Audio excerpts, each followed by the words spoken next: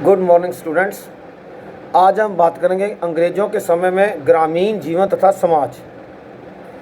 पहले पहले गांवों में पैसा देने से कोई काम नहीं होते थे, फसलों के आदान प्रदान होता था। कि जैसे मान लो एक किसान की ज़मीन है, उसने लोहार से कोई मरम्मत का काम करवाया, फसल आने पर उससे जो भी उसकी मूल्य था उसके हिसाब से, उस वक्त के मूल्य के हिसाब से उसको फसल में से कुछ हिस्सा दे दिया जाता था। लोहार, तरखान, कोई भी हो काम, तो इस प्रकार ही किया जाता था। जो मुद्रा है, कॉइन्स या करेंसी, इसका मूल्य कम ही होता था। तो गांव में भाईचारा था, लेकिन सरकार को पैसा भी चाहिए था, तो सरकार किसानों से लगान जो सी वसूला करती थी। किसान भी गरीब थे, तो अंग्रेज़ सरकार ने 3 नए सिस्टम लाए। पहला था भूमि का स्थायी बंदोबस्त। ये किया था लॉर्ड कॉर्नवालिस ने 1793 में।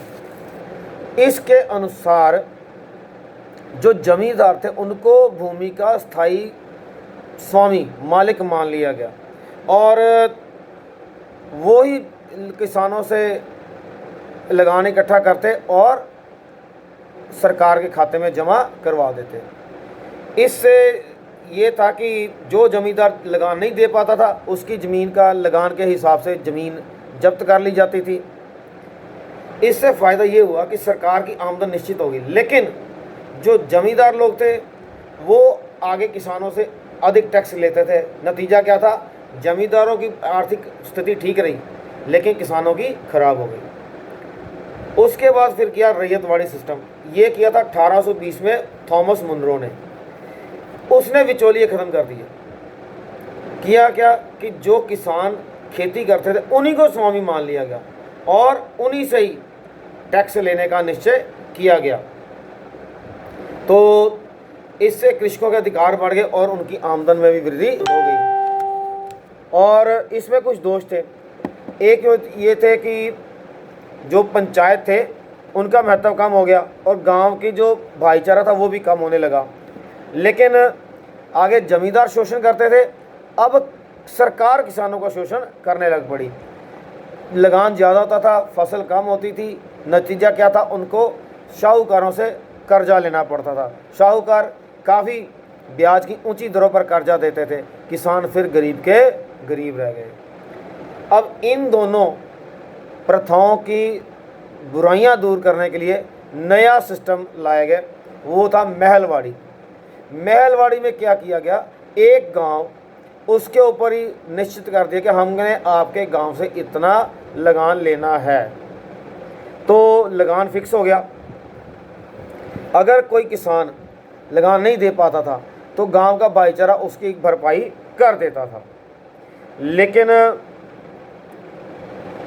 ये था कि इसमें भी काफ़ी दोष थे। दोष था कि जो भूमि का दर थी वो बहुत ज़्यादा थी और किसानों की कमाई फिर उतनी की उतनी रही। इसके बाद एक और सिस्टम था, वो था इजारेदारी, जिसे हम ठेकेदारी प्रथा कहते थे। कि किसान भूमि के टुकड़ों की करती थी और उनको ठेके पर देती थी 5 साल के लिए। बोली लगाती थी, जो अधिक बोली लगाता था उसको 5 साल के लिए वो ज़मीन का निश्चित टुकड़ा दे दिया जाता था। इससे सरकार की आमदन तो निश्चित हो गई, लेकिन वो जो ठेके पर लेता था भूमि, वो आगे और ज़्यादा ठेके पर दे देता था। तो नतीजा क्या था कि बेचारा कृषक फिर उसकी हालत खराब रह जाती थी। तो these were the systems, main system जो कि अंग्रेज़ों की सरकार में आए बेटा। उसके बाद फिर लेकिन किसानों की हालत ख़राब होने की वजह से उन्होंने काफ़ी विद्रोह किए। कारण क्या थे? एक तो लगान अधिक था, उनके बेचारों की कमाई नहीं होती थी। दूसरा बिक्री कानून, कि बिक्री कानून लागू किया कि जो किसान है सरकारी खजाने में या फसल या नकदी जमा कराएगा, और जो मार्च तक जमा नहीं कराता था उसकी भूमि छीन ली जाती थी, उसे किसी और को बेच दी जाती थी। तो इस कारण। दूसरा, जो बेचारा किसान नहीं जब्त करा पाया 2-3 साल, उसकी ज़मीन जब्त कर लेनी। तो इनकी वजह से किसानों में काफ़ी रोष था और विद्रोह हुआ। इस विद्रोह में किसानों के साथ जो सन्यासी समुदाय था, साधु समाज, वो भी मिल गया और उन्होंने शस्त्र धारण करके जत्थे बना लिए और अंग्रेज़ों को बहुत परेशान किया। और कहते हैं इन विद्रोह को दबाने में सरकार को लगभग 30 साल लग गए। तो सबसे पहला विद्रोह भी उधर हुआ था बंगाल में।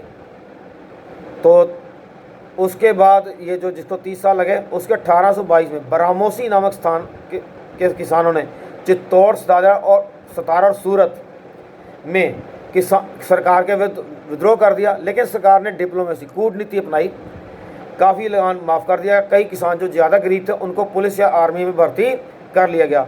कई विद्रोही थे उनको थोड़ा बहुत ग्रांट वगैरह देकर शांत कर दिया गया।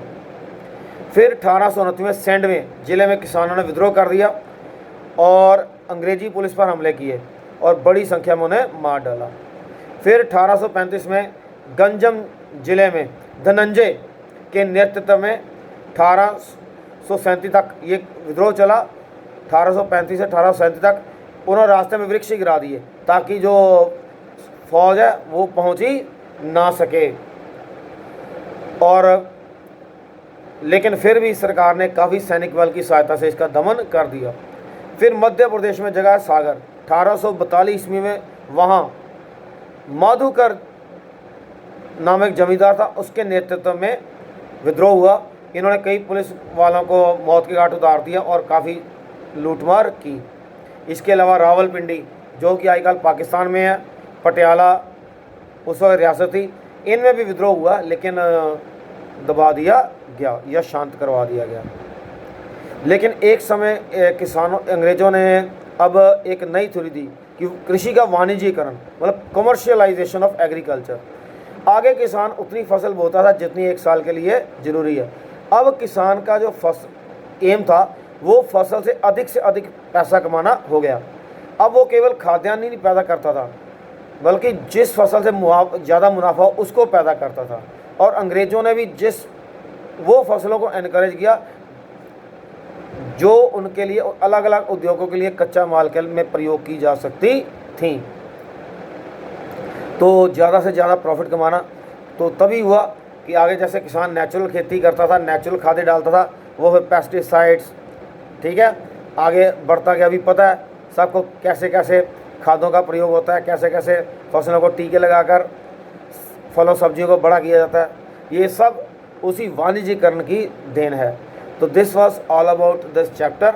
और मैं जो क्वेश्चन डालूंगा आपको शेयर करूंगा भी, जो बिल्कुल अति छोटे उत्तर वाले प्रश्न हैं उनको सिर्फ आप याद कीजिए। अगर बुक है तो याद कीजिए, नहीं तो ऐसा कीजिए आप अपनी कॉपीज़ में सारे क्वेश्चन वो लिख लीजिए और उनको याद करते रहिए। Thank you very much, have a nice day.